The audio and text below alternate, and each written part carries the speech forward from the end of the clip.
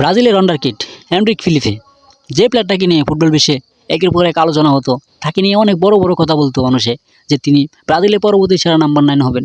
Ronaldo Nazario যাওয়ার পর যে নাম্বার 9 পজিশনটা এখন পর্যন্ত ব্রাজিলে শূন্য, সেই নাম্বার 9 তিনি দখল করবেন এখন, এবং তিনি ভালোভাবে বিশ্বকে তিনি জানান দিবেন।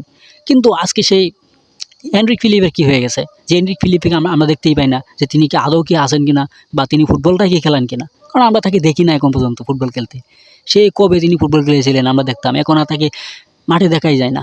কারণ তিনি রিয়াল মাদ্রিদে যখন থেকে এসেছেন, রিয়াল মাদ্রিদ এরকম একটা জায়গায় তিনি এসেছেন, সেখানে কিলিয়ান এমবাপ্পে তার পজিশনে খেলা। কারণ কিলিয়ান এমবাপ্পেকে জাবি আলোনসো কোনো সময় তাকে তোলান না, এবং 90 মিনিট তিনি খেলায় কিন্তু মাঠে। সেজন্য তিনি কিন্তু আর এই জায়গাটা ঢুকতে পারতেছেন না যে তিনি 5 মিনিটের জন্য খেলবেন, সেই সময়টা তিনি পান না, কারণ তাকে দেয় না এই সময়টা। কারণ দেখেন, ব্রাজিলের রোনালদো নাজারিও একটা কথা বলেছিলেন হেনরিক ফিলিপেকে নিয়ে, যে 2022 সালে বিশ্বকাপের সময় এই কথাটা বলেছিলেন।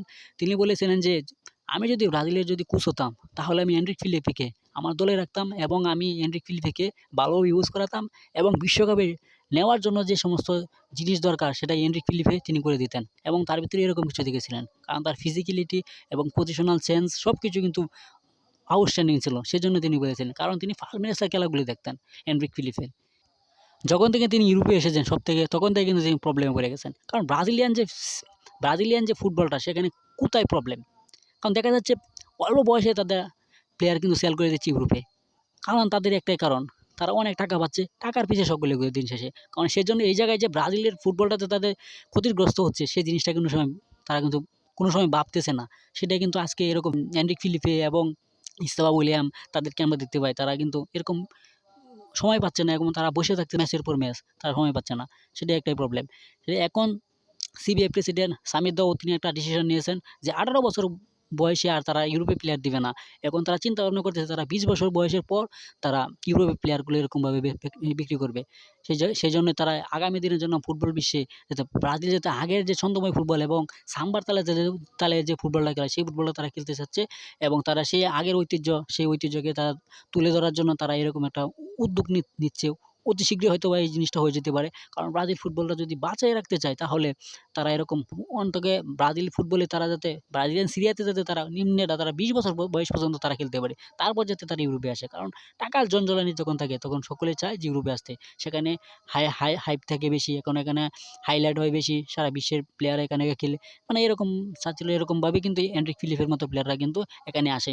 এই জায়গায় এসে যাওয়ার পর দিয়ে তাদের যে জাতীয় দলের ক্যারিয়ার এবং ক্লাব ক্যারিয়ার সব জায়গায় যাদের বাধাগ্রস্ত হয়, সেটা কিন্তু তারা কোনো সময় বোঝে না। কিন্তু দিন শেষে যখন এসে পড়ে, তারপর কিন্তু দেখেন তারা যখন সময় পায় না, তখন কিন্তু এরকম আজে-বাজে ডিসিশন নিয়ে ফেলে। যেরকম এখন এনরিক ফিলিপে শোনা যাচ্ছে তিনি ইউরোপের অনেক বড়, বড় ক্লাবে কিন্তু তাকে নেওয়ার জন্য অফার দিচ্ছে। তিনি হয়তোবা লুনে যেতে পারেন। এটাই তার জন্য ভালো একটা ডিসিশন হবে। কারণ সামনে যেহেতু 26 বিশ্বকাপ খুব কম সময়ের ভিতরে কিন্তু হয়ে যাবে। ৫-৬ মাস সময় আছে। সেই সময়ের ভেতরে তিনি কি এনরিক ফিলিপেকে আদৌ কি তিনি মেলে ধরতে পারবেন? কোচ কার্লো আনচেলত্তির নজরে আসতে পারবেন? সেটা এখন সময়ের বিষয়। কারণ তার ভিতরে এরকম সামর্থ্য আছে আমরা জানি। কিন্তু খুব কম সময়ে সেই অত নতুন একটা ক্লাবে গিয়ে তিনি কিভাবে মেলে ধরবেন, সেটা এখন দেখার বিষয়। এনরিক ফিলিপে আবার তিনি কামব্যাক করুক, এবং তিনি ডরিবাল জুনিয়র যাওয়ার পর তিনি আর ব্রাজিল টিমে কিন্তু ঢুকতে পারে না। কোচ ডরিবাল জুনিয়র তাকে সর্বশেষ কিন্তু জানামতে খেলিয়েছিলেন, এবং তারপর থেকে তিনি ঢুকতে পারে না। কারণ তিনি কোনো সময়ই পাচ্ছেন না।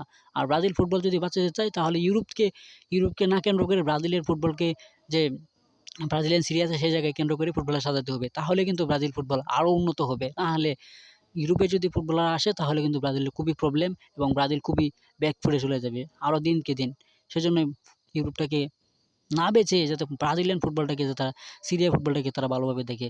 এবং সামনে ফুটবল বিশ্বকাপে তিনি কীরকম করেন, সেটা এখন তিনি আদৌ তিনি চান্স পায় কিনা, সেটা এখন দেখার বিষয়। এবং ১ বছর যেহেতু একটা সিজন খেলবে, একটা সিজন পর যদি তিনি রিয়াল মাদ্রিদের মন জয় করতে পারেন এনরিক ফিলিপে, তারপর তিনি আবার পুনরায় কিন্তু রিয়াল মাদ্রিদে চলে আসবেন। কারণ তাকে সেই প্রজেক্টে কিন্তু রাখা হয়েছে রিয়াল মাদ্রিদের।